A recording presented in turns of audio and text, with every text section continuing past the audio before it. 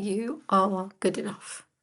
I woke up today feeling so full of feelings, crying on and off and on and off and on, exhausted by my own thoughts, exhausted from trying to find resolve, from needing all the answers right now and simultaneously not having the energy to process it all.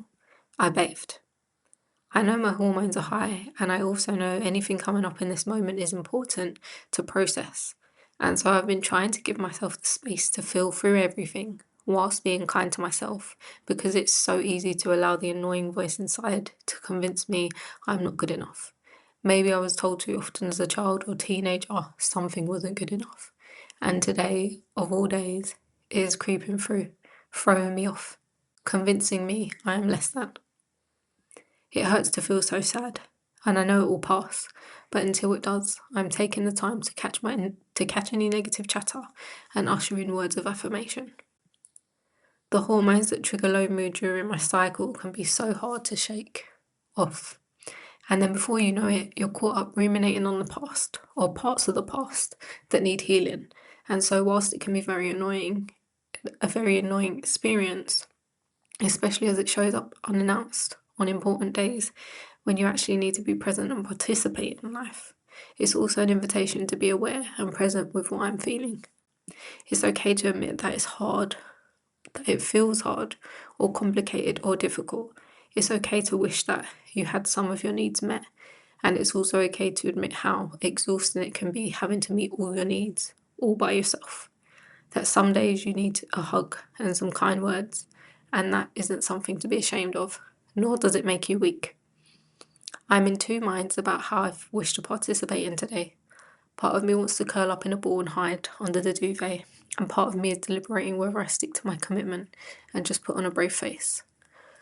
Whilst I know there will be enjoyment in following through with the commitment, I guess the call to hide has moments that seem more alluring, and then on the same hand, I question myself as to why I think it's acceptable to ignore myself and ignore my body, because quite frankly, that isn't kind.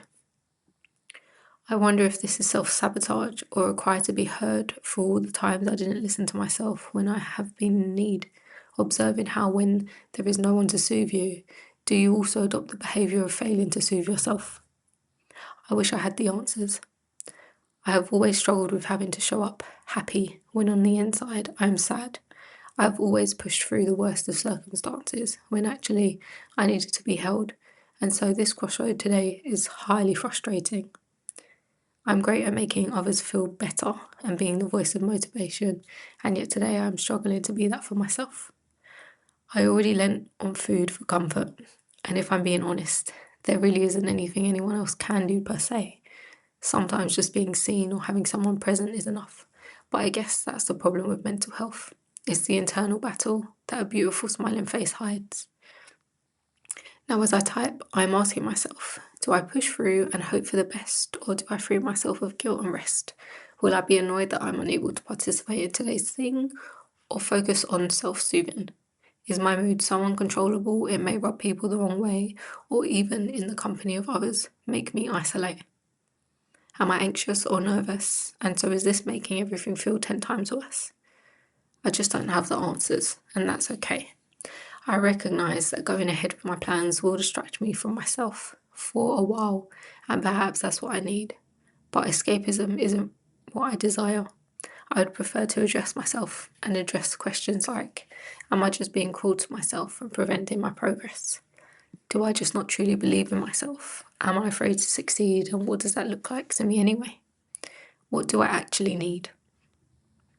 I can go ahead with my plans, and maybe I arrive and change my mind. Maybe I stay in the safety of my home and beat myself up about not having the courage to go.